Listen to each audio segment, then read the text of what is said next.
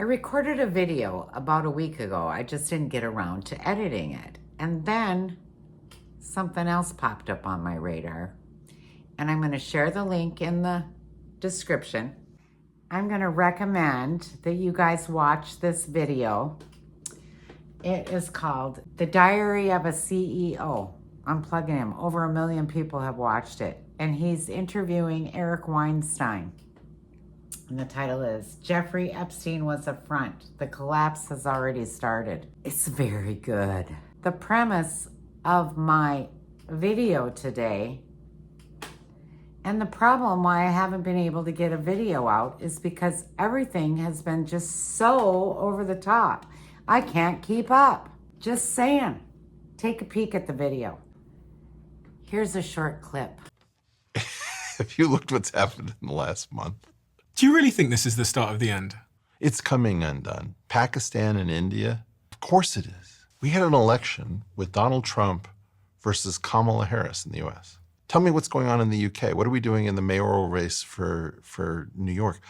I don't know if you're watching what I'm watching. Look at the mess that's going on in Gaza. Russia is nuclear. Israel is presumably nuclear. Pakistan and India are nuclear. The US is nuclear. Iran is almost nuclear. China is pissed off about Iran because it was trying to make a play through the region. North Korea is watching. UK is a very nuclear country. Oh, and look at the UK in turmoil, to say nothing of France. This is not going to go well. By the way, look at how much is happening with AI. The dizzying pace of change is making it almost impossible to keep up. So you think this is the start of escalation? This is the start of the undoing of the post-World War II order. The idea that the post-World War II order is still in place is astounding. So what happens next? We either scare the crap out of ourselves and come to our senses, or we don't. Now I'd like to share with you my video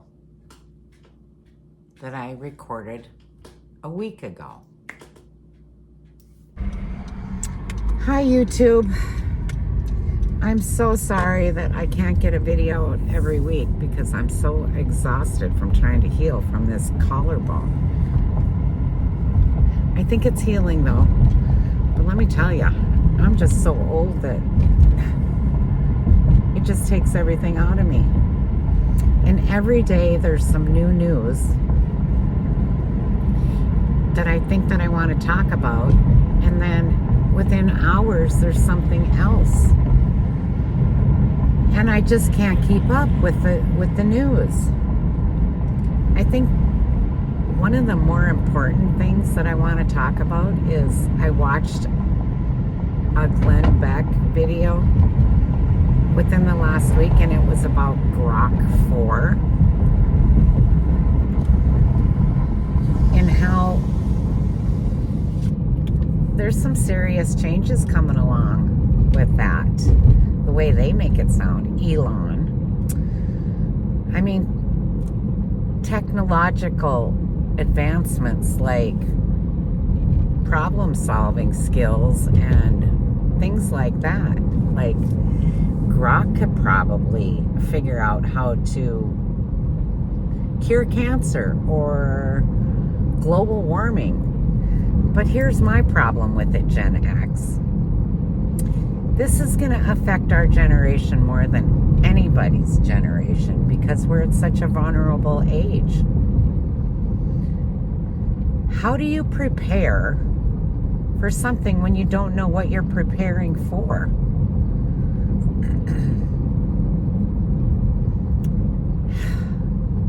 I just don't even know where to begin.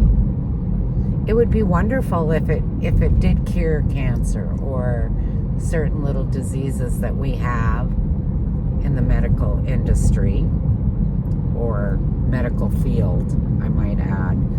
But global warming, if it says that it's really not a thing, or how to recycle better and different things like that.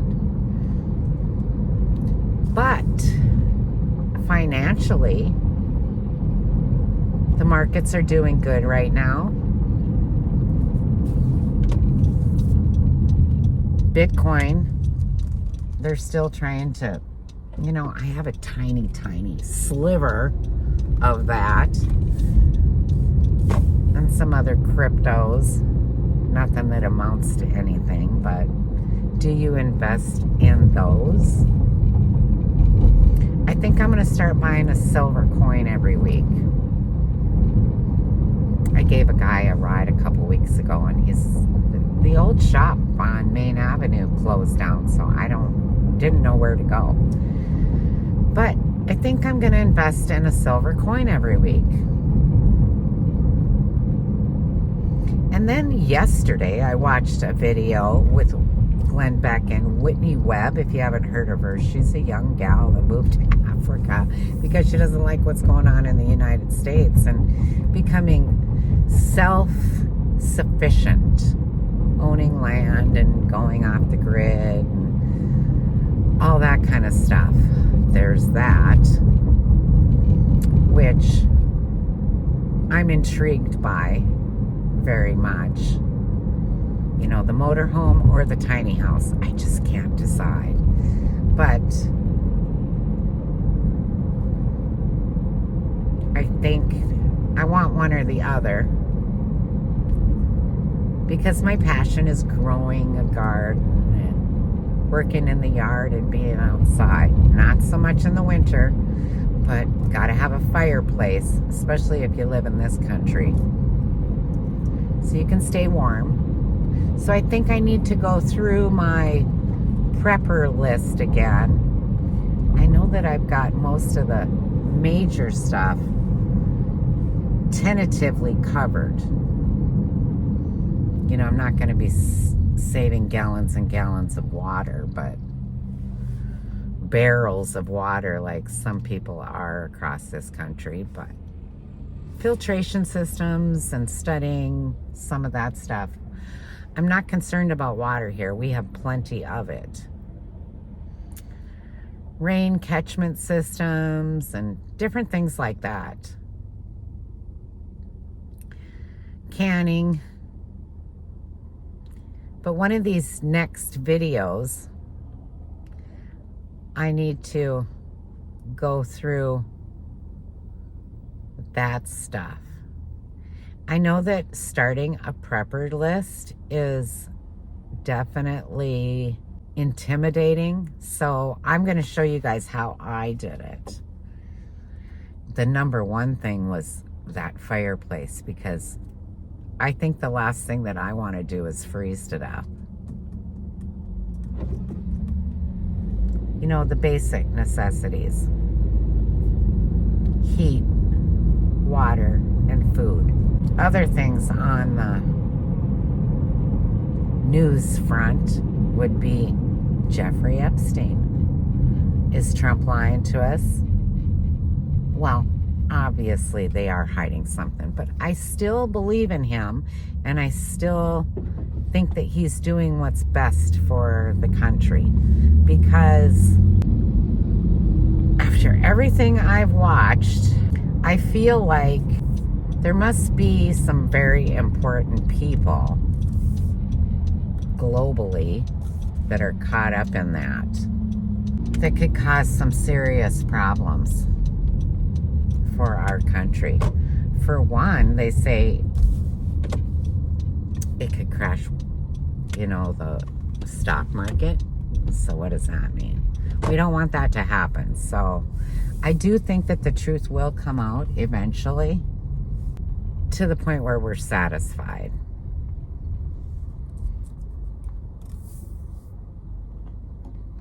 I saw another video where they think Trump is playing 5D chess. I don't think he's doing that, but I do think that they're being very careful. You know, you have to prioritize things. And our economy and saving this country is a crucial part of his term. Because he's got to leave it in some kind of condition that's going to encourage the public to vote Republican in the next election, so they can keep whatever trend they got going on going.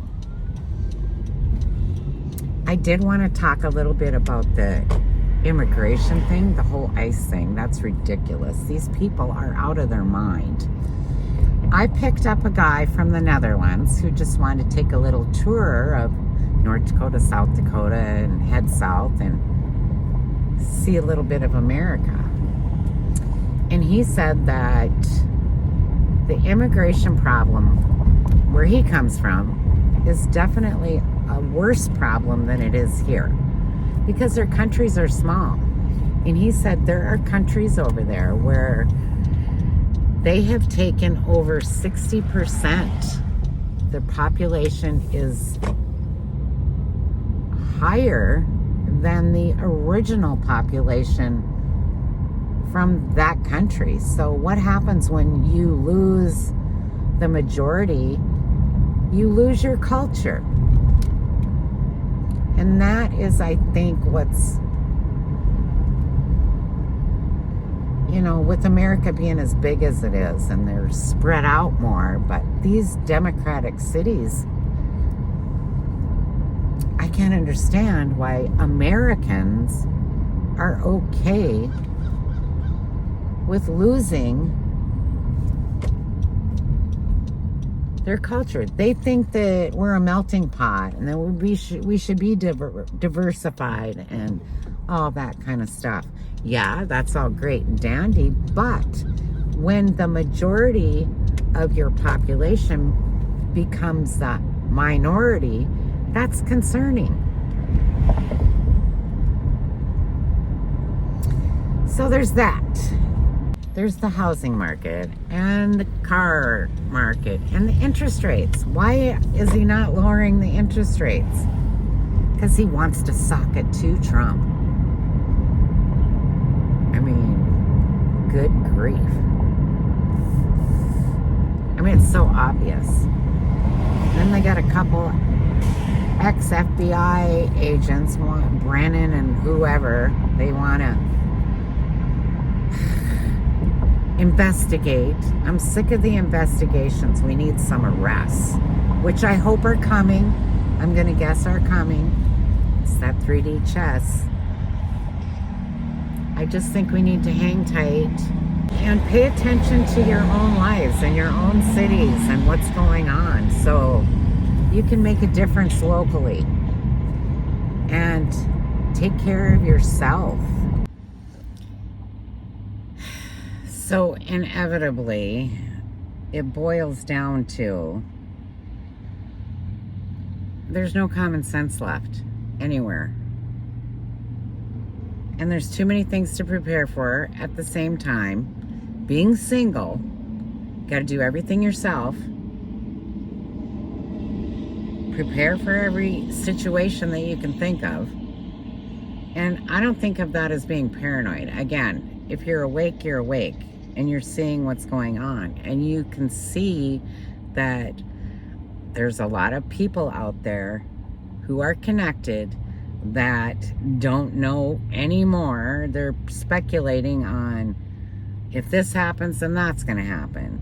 If you get a communist mayor, then you're going to have a communist city. And then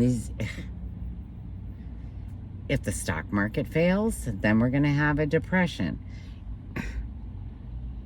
It just goes on and on and on.